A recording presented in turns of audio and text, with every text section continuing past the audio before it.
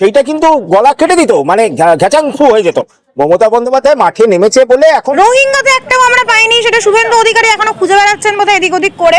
শুভেন্দু অধিকারী তো যখন থেকে এসআইআর শুরু হচ্ছে বা হবে নোটিফিকেশন ইস্যু হয়েছে তখন থেকে বলেছে এখানে নাকি 1.5 কোটি রোহিঙ্গা রয়েছে, কখনো কখনো বলেছে 2 কোটি রোহিঙ্গা রয়েছে। মমতা বন্দ্যোপাধ্যায় অন্তত পথ ছাড়বেন না। তার ধর্ণা অবস্থানের মধ্যে দিয়ে মমতা বন্দ্যোপাধ্যায়, অভিষেক বন্দ্যোপাধ্যায় আরো একবার বাংলার হয়ে যে লড়াই দেবেন, সারা ভারত তথা সারা বিশ্ব দেখবে এক মঞ্চ যে লড়াই কাকে বলে। কোথাও গিয়ে শুভেন্দু অধিকারীর বাংলা থেকে বলে দেওয়া দালালি করে যাচ্ছেন।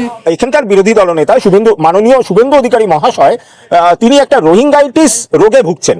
মানে সবসময় একটা রোহিঙ্গা রোহিঙ্গা রোহিঙ্গা, যেন আমরা যে বলি না মশা, ধরুন মশা নিমিত্তে শুয়ে আছি, তাও মনে হচ্ছে যেন মশা ঢুকেছে। ওই উনি সবসময় একটা আতঙ্কে ভুগছেন যে রোহিঙ্গা রোহিঙ্গা, এখানে রোহিঙ্গা, ওখানে রোহিঙ্গা, পেছনে রোহিঙ্গা, সামনে রোহিঙ্গা, শান্তিকুঞ্জে রোহিঙ্গা, অশান্তিকুঞ্জে রোহিঙ্গা। এই শুভেন্দু অধিকারী এবং যারা রোহিঙ্গা প্রমোট করছিলেন, আপনারা দেখে থাকবেন ইতিমধ্যে কিন্তু রোহিঙ্গা ইস্যুটা একদম ধামাচাপা পড়ে গেছে। রোহিঙ্গা নিয়ে আর কোনো মন্তব্য নেই। রোহিঙ্গা আছে কি নেই সেটা মানে ওদের এই মেনিনজাইটিস, কোলাইটিস এরকম রোগের মতো রোহিঙ্গাইটিস হয়েছিল। আমি চাইবো ওরা দ্রুত আরোগ্য লাভ করুক এই রোহিঙ্গাইটিস রোগ থেকে। মহিলার নাম বাদ গেছে, এটা তো নির্বাচন কমিশনের প্রধানতম একটা ষড়যন্ত্র। দিল্লির থেকে তো নির্বাচন কমিশনকে এই টার্গেটটা দিয়ে পাঠানো হয়েছে যে পশ্চিমবাংলায় যেহেতু মহিলারা কখনো বিজেপিকে ভোট দেয় না, সেটা হিন্দু মহিলা কিংবা মুসলমান মহিলা কিংবা মতুয়া কিংবা রাজবংশী আদিবাসী, কেউ কোনো মহিলার ভোট ব্যাংকে বিজেপির কোনো স্থান নেই। সেখানে তৃণমূলের স্থান থাকতে পারে, সিপিএম এর স্থান থাকতে পারে, কংগ্রেসের স্থান থাকতে পারে, এমনকি নোটা সেখানে পর্যন্ত ভোট পেতে পারে, কিন্তু বিজেপি ভোট পায় না। সেই কারণে বিজেপি একদম দিল্লির থেকে একদম টার্গেট দিয়ে যে বেছে বেছে মহিলাদের নাম বাদ দাও। আজকে লজিক্যাল ডিসক্রিপেন্সির নামে একজন মহিলা যখন বিয়ের আগে তার বাবার টাইটেল থাকে এবং বিয়ের পর তার স্বামীর পদবি সে ধারণ করে, সেইটাকে লজিক্যাল ডিসক্রিপেন্সির আওতায় নিয়ে এসে যেইভাবে মহিলাদের ডিলিট করা হয়েছে, তার বার্থ সার্টিফিকেট থাকা সত্ত্বেও, তার মাধ্যমিকের অ্যাডমিট থাকা সত্ত্বেও এবং কি তার 2002 এর তালিকাতে নাম থাকা সত্ত্বেও, যেইভাবে তাকে লজিক্যাল ডিসক্রিপেন্সির আন্ডারে এনে কোথাও কোথাও অ্যাডজুডিকেশন, কোথাও আবার সরাসরি ডিলিটেড, কোনো অ্যাডজুডিকেশন কিছু ব্যাপারই নেই, সেখানে সরাসরি ডিলিশন করে দেওয়া হয়েছে। এই যে প্রক্রিয়া, এটা সত্যি ভারতবর্ষের ইতিহাসে মানে অবর্ণনীয়। মানে আমি জানি না এখনো অব্দি 1950 সাল থেকে এখনো অব্দি যে নির্বাচন হয়েছে ভারতবর্ষে এরকম কখনো হয়েছে কিনা। তো এটা ভারতবর্ষের ইতিহাসে লেখা থাকবে যে নির্বাচন কমিশন কিভাবে বিজেপির কৃতদাস হয়ে, দলদাস হয়ে আজকে এই কাজটা পশ্চিমবঙ্গে করলো, এবং তার প্রতিবাদ আমার মনে হয় মহিলারাই দেবে, মহিলারাই এর উত্তর দেবে। রোহিঙ্গাতে একটাও আমরা পাইনি, সেটা শুভেন্দু অধিকারী এখনো খুঁজে বেড়াচ্ছেন বোধহয় এদিক ওদিক করে। শুভেন্দু অধিকারী তো যখন থেকে এসআইআর শুরু হচ্ছে বা হবে নোটিফিকেশন ইস্যু হয়েছে তখন থেকে বলেছে এখানে নাকি 1.5 কোটি রোহিঙ্গা রয়েছে, কখনো কখনো বলেছে 2 কোটি রোহিঙ্গা রয়েছে, কখনো বলেছে এখানে সবাই রোহিঙ্গা, যারা যারা বিজেপিকে ভোট দিচ্ছে না সবাই নাকি রাষ্ট্রবিরোধী, আমরা যারা যারা বিজেপিকে আমরা সমর্থন করি না, ভোট দিই না, আইডিওলজিক্যালি ওদের সাথে ডিফার করি, আমরা সবাই এখানে রাষ্ট্রবিরোধী, সবাই রোহিঙ্গা। কিন্তু আজকে যখন কালকে ফাইনাল লিস্ট বেরোলো, আমরা দেখলাম যে রোহিঙ্গা তো দূরে থাক, একজন অবৈধ অনুপ্রবেশকারীরও নাম সে সে বার করতে পারেনি, সে শুধু অ্যাডজুডিকেশন আর ডিলিশন, মানে কোথাও মানে মৃত সরাসরি। আমি দেখছিলাম যে বিশ্বকাপ জয়ী রিচা ঘোষ, আপনারা ভাবতে পারেন বিশ্বকাপ জয়ী রিচা ঘোষ পর্যন্ত আজকে অ্যাডজুডিকেশনের আন্ডারে, এটা কখনো সম্ভব? 3 বারের বিধায়ক, কোথাও কোথাও মন্ত্রী, কোথাও কোথাও সাংসদ, তারা পর্যন্ত আজকে অ্যাডজুডিকেশনের আন্ডারে। এইটা লজ্জা, এটা আমাদের ভারতবর্ষের লজ্জা, পশ্চিমবাংলার লজ্জা। এই জ্ঞানেশ কুমার, মনোজ আগরওয়ালরা মিলে যেইভাবে বিজেপির মানে কি বলবো তোতাপাখি হয়ে পশ্চিমবঙ্গটাকে দখল করার জন্য যে নির্লজ্জ খেলায় নেমেছে, এটাকে আমরা ধিক্কার জানাই। বাংলার মানুষ, বাংলার সাধারণ মানুষ, বাংলার ছাত্র যুব, বাংলার খেটে খাওয়া প্রান্তিক মানুষ, আমরা দলমত নির্বিশেষে আজকে আর আমাদের কাছে বিশ্বাস করুন, এখানে আমরা তৃণমূলের সাথে এই লড়াই বিজেপির কিংবা সিপিএম এর সাথে এই লড়াই বিজেপির, এইসব আমরা দেখছি না। আমরা এটাকে দেখছি পুরোপুরি ভাবে বিজেপির সাথে বাংলার লড়াই, বিজেপির সাথে বাঙালির লড়াই, বিজেপির সাথে মতুয়াদের লড়াই, বিজেপির সাথে সংখ্যালঘুর লড়াই, বিজেপির সাথে আদিবাসীর লড়াই, রাজবংশীর লড়াই। নির্বাচন কমিশন বলছে এত বড় কাজ ভুল ত্রুটি তো হবে। এত বড় কাজ ভুল ত্রুটি যখন হবে, তুমি যখন এটা আগে থেকে জানো, তুমি যখন এটা আগে থেকে ধারণা করতে পেরেছিলে, তাহলে তো তোমার উচিত ছিল 2024 লোকসভার ভোটের পর থেকে এই কাজটা শুরু করা। তুমি 26-এ ভোট করবে, তুমি 2025-এর অক্টোবর মাসে কেন নোটিফিকেশন ইস্যু করেছো? এই কৈফিয়ত আজকে নির্বাচন কমিশনকে দিতে হবে। তোমার যদি এই ধারণাই থাকে যে এত বড় কাজ, তুমি একটা বিরাট রিফর্মস করতে এসেছো, এখানে বিপ্লব করতে এসেছো, তা বিপ্লব করার আগে তুমি হাতে প্রস্তুতি নেবে না? তোমার কি প্রয়োজন ছিল এই 3 মাসের মধ্যে 2 মাসের মধ্যে এসআইআর করার? 2024-এর জুন মাসে আমাদের লোকসভা ভোট শেষ হয়েছে, আমরা প্রত্যেকে জানি। সেখানে মন্ত্রিসভা গঠন হয়েছে, প্রধানমন্ত্রী নির্বাচিত হয়েছেন, তারপর থেকে আমরা 1.5 বছর সময় পেয়েছি। তখন কেন আমরা মন্ত্রিসভা গঠনের পর থেকেই ইলেকশন কমিশন ওই কাজ করেনি? আমি জানতে চাই। জ্ঞানেশবাবু উত্তর দিতে পারবেন? এর উত্তর জ্ঞানেশ কুমারের কাছে নেই। জ্ঞানেশ কুমার সম্পূর্ণরূপে বিজেপির দালাল, অমিত শাহের দালাল। কোথাও কোথাও গিয়ে শুভেন্দু অধিকারীর বাংলা থেকে বলে দেওয়া দালালি করে যাচ্ছেন। এইটা গণতন্ত্রের পক্ষে বিপন্নকর, গণতন্ত্রের পক্ষে হানিকারক। আমরা যারা গণতন্ত্রপ্রেমী মানুষ, আমরা যারা বাংলার মানুষ, আমরা সত্যিই শঙ্কিত। আমি জানি না আগামী দিন কি হতে চলেছে, তবে Bangla last point of battle করে ছাড়বে, শেষ রক্তবিন্দু অবধি আমরা লড়াই করে ছাড়বো। তাতে যদি আমাদের মৃত্যুবরণ করতে হয়, মৃত্যুবরণ করবো, তাও ঠিক আছে। কিন্তু এই অবৈধভাবে সাধারণ বৈধ নাগরিকদের ভোটাধিকার কেড়ে নেওয়া, আজকে বলুন না, যেই মানুষটার ভোটাধিকার কেড়ে গেল, চলে গেল, সেই মানুষটাকে আজকে যে কোনো সময় ওরা ডিটেনশন ক্যাম্পে ঢুকিয়ে দিতে পারে। তার প্রোটেকশন, তার ফান্ডামেন্টাল রাইটস, তার কনস্টিটিউশনাল রাইটস কি হবে তার?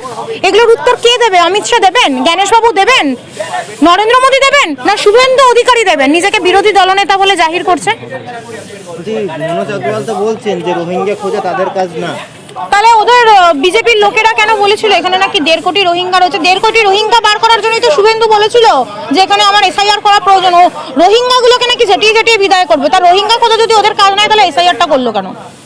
মতুয়া সম্প্রদায়ের তো মানুষ একাধিক বাদ যাচ্ছে, কিন্তু এদিকে বিজেপির একের পর এক নেতা মন্ত্রীরা বলছে যে মতুয়াদের কোনো ভয় নেই, আমরা মতুয়াদের জন্য নতুন আইন আনবো। কি আইন আনবে? যেই আইন, এই তো এসআইআর এর মতো একটা নতুন আইন আনলেন শান্তনু ঠাকুরকে, সম্ভবত আমি যদি খুব ভুল নই 2.5 থেকে 3 লাখ ভোটে মতুয়ারা জিতিয়ে শান্তনু ঠাকুর এবং জগন্নাথ সরকার, 2টো সিট আপনারা জানবেন, একটা বনগাঁ একটা রানাঘাট, 2টো সিটেই কিন্তু বিজেপি হাইয়েস্ট মার্জিনে পশ্চিমবঙ্গে জিতে গেছে এবং সেখানে গিয়ে মন্ত্রী হয়েছে। আজকে বিজেপি তাদেরকে বিজেপিকে জিতিয়ে পাঠালো মতুয়ারা, তাদেরকে কি উপহার দিল বিজেপি? বিজেপি কি উপহার দিল? এইভাবে এসআইআর এর মাধ্যমে ডিলিশন। এখন তারা বলছেন যে নতুন করে আবার তাদের জন্য আইন এনে, কি করে বিশ্বাস করব? বিশ্বাসযোগ্যতা নেই। শান্তনু ঠাকুর বলছে আমি জানি না, নির্বাচন কমিশন জানে। আরে ভাই, তোমাকে আমি ভোট দিয়ে নির্বাচিত করে পার্লামেন্টে পাঠালাম, তুমি গিয়ে মন্ত্রী হলে, তুমি রেসপন্সিবল নও? তুমি তো আমার প্রতিনিধি, তাহলে আমার ভয়েসটা পার্লামেন্টে কে তুলে ধরবে? আমার নাম যে বাদ হচ্ছে, আমার মতুয়া ভাইদের নাম বোনেদের নাম যে বাদ হচ্ছে, তার ভয়েসটা পার্লামেন্টে কে তুলে ধরবে? তোমাকে তো আমরা নির্বাচন করে পাঠিয়েছিলাম এই কারণেই।